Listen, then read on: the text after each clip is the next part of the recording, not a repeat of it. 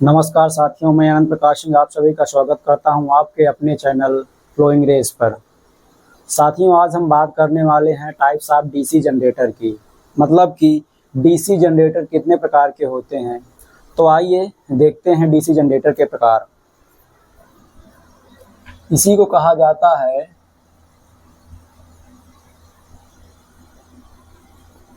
Types of DC generator, और इसी को कहा जाता है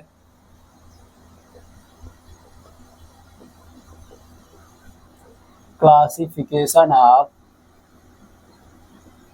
डीसी जनरेटर। मतलब कि डीसी जनरेटर कितने प्रकार का होता है। जब हम डीसी जनरेटर को क्लासिफाई करते हैं तो डीसी जनरेटर सबसे पहले क्लासिफाई होता है टू टाइप से। पहला होता है सेपरेटली एक्साइटेड डीसी जनरेटर और दूसरा होता है सेल्फ एक्साइटेड डीसी जनरेटर। अब बात करेंगे हम डीसी जनरेटर की।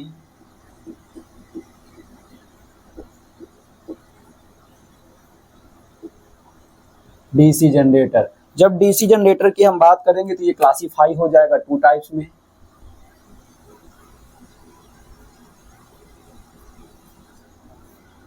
पहला आपको मिल जाएगा सेपरेटली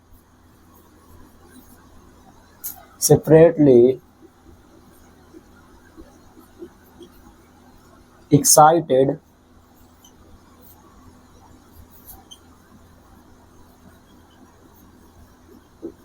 डीसी जनरेटर, और दूसरा आपको मिल जाएगा सेल्फ एक्साइटेड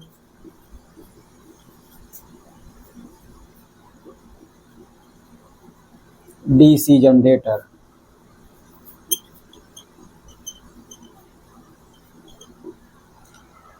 अब ये जो सेल्फ एक्साइटेड डीसी जनरेटर होता है ये फर्दर क्लासिफाई हो जाता है तीन टाइप्स में, यानी कि थ्री टाइप्स में। और ये जो सेपरेटली डीसी एक्साइटेड जनरेटर होता है ये केवल एक प्रकार का होता है।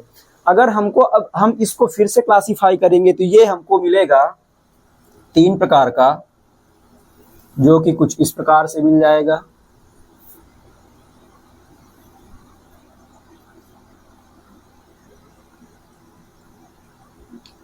पहला मिल जाएगा आपको DC series generator.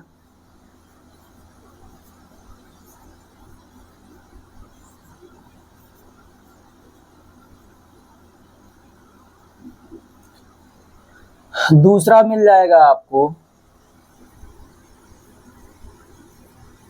DC shunt generator.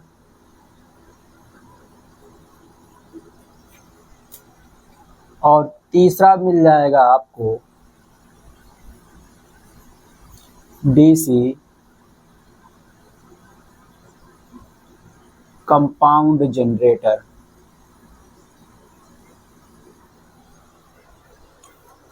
अब ये जो डीसी सीरीज जनरेटर होता है इसका मतलब क्या होता है, ऐसा जनरेटर जिसके फील्ड वाइंडिंग उसके आर्मेचर के सीरीज में लगी होती है उसको हम कह देते हैं डीसी सीरीज जनरेटर। और जो जनरेटर डीसी शंट जनरेटर कहलाता है इसका मतलब ये होता है ऐसा जनरेटर जिसकी फील्ड वाइंडिंग इसके शंट में लगी होती है, अर्थात कि पैरेलल में लगी होती है, उसको हम डीसी शंट जनरेटर कह देते हैं। इसी प्रकार से जब हम डीसी कंपाउंड जनरेटर की बात करते हैं तो ऐसा जनरेटर जिसमें सीरीज और शंट दोनों प्रकार की फील्ड वाइंडिंग लगी होती है उसको डीसी कंपाउंड जनरेटर कहा जाता है।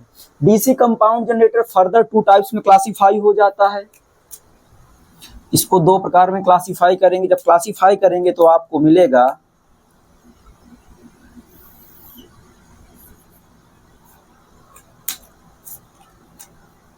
ये मिल जाएगा लॉन्ग शंट जनरेटर, और दूसरा मिल जाएगा short shunt generator. Short shunt generator. अब ये लॉन्ग शंट जनरेटर क्या होता है और शॉर्ट शंट जनरेटर क्या होता है? चूंकि ये डीसी जनरेटर है और कंपाउंड का मतलब इसमें दो प्रकार की फील्ड वाइंडिंग होगी, एक सीरीज फील्ड वाइंडिंग होगी, दूसरी शंट फील्ड वाइंडिंग होगी। अब उस सीरीज फील्ड वाइंडिंग और शंट फील्ड वाइंडिंग में ये चूंकि लॉन्ग शंट नाम दिया गया है, इसका मतलब जो हमारी पैरेलल में फील्ड वाइंडिंग लगी होगी, या हम ये कह सकते हैं जो हमारी शंट में फील्ड वाइंडिंग लगी होगी, वो पूरे के पूरे आर्मेचर के क्रॉस लग जाएगी। क्योंकि जब आर्मेचर के क्रॉस लगेगी तो ये इसमें जोड़ने के लिए हमको जो तार की रिक्वायरमेंट पड़ेगी, वायर की रिक्वायरमेंट पड़ेगी, लंबी वायर की रिक्वायरमेंट पड़ेगी, इसलिए इसको लॉन्ग शंट जनरेटर कह दिया गया। और जब हमारा शॉर्ट शंट जनरेटर बनाया जाता है तो उसमें जो हमारा फील्ड वाइंडिंग जोड़ा जाता है वो सीरीज फील्ड वाइंडिंग को छोड़कर केवल आर्मेचर के अक्रॉस जो हमारी फील्ड वाइंडिंग होती है उसको जोड़ दिया जाता है, इसलिए इसको शॉर्ट शंट डीसी जनरेटर कहते हैं। अब आइए एक एक करके इनके बारे में बात करते हैं, ये क्या होते हैं, कैसे होते हैं, इसको आप नोट कर लीजिएगा। मैं इसको हटा रहा हूं और एक एक के बारे में अब हम बात करेंगे।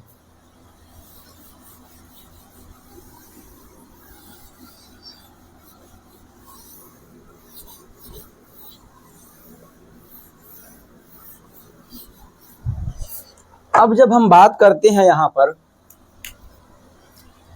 पहले जनरेटर की, फर्स्ट जनरेटर हमारा था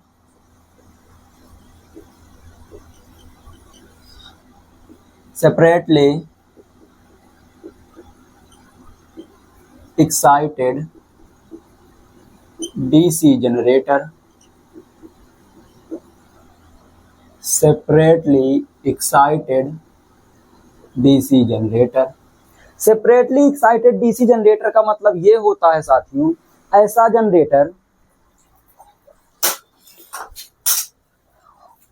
जनरेटर जिसमें जो फील्ड वाइंडिंग लगी होती है उसको अलग से एक्साइट किया जाता है। अगर हम उसका स्ट्रक्चर बनाएं तो कुछ इस प्रकार से बनेगा।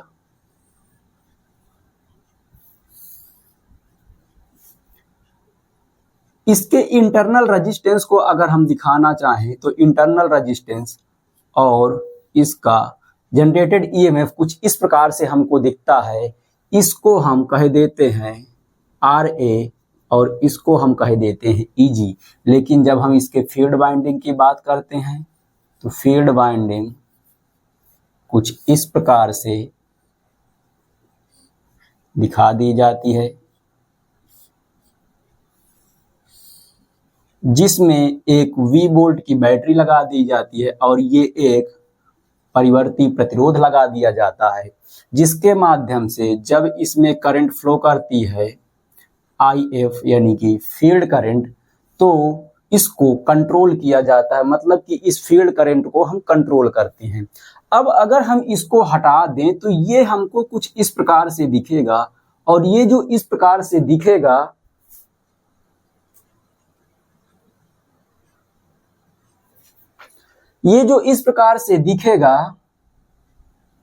इसमें भी ये जो अंदर हमने RA दिखाया था और EG दिखाया था वो दिखेगा।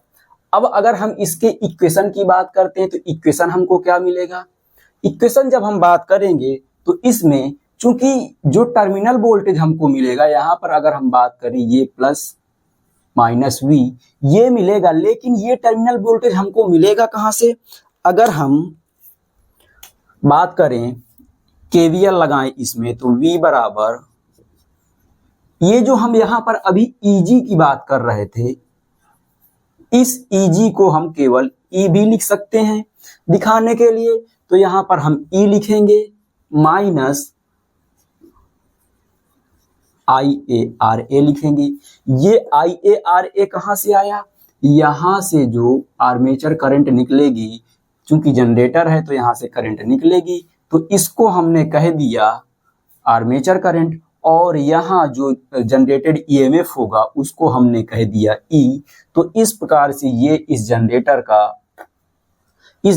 का इक्वेशन हो गया।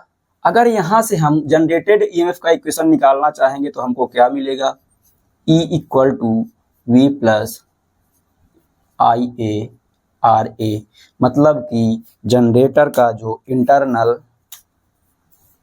इंटरनल जनरेटेड ईएमएफ होगा वो आपको ये मिलेगा। अब अगर इसके लिए हम पावर की बात करेंगे तो पावर हमको क्या मिलेगा, power P equal to,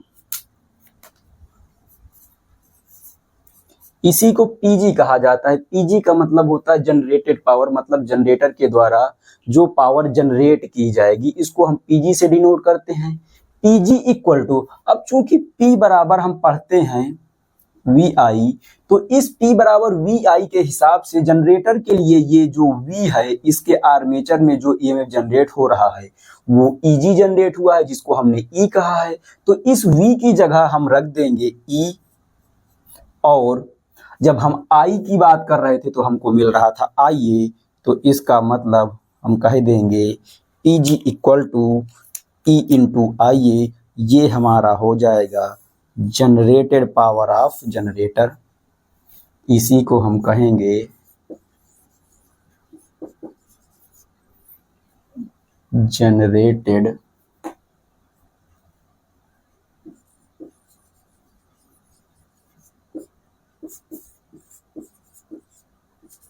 power, मतलब कि जनरेटर के द्वारा जो पावर जनरेट की जाएगी उसको हम जनरेटेड पावर कहेंगे।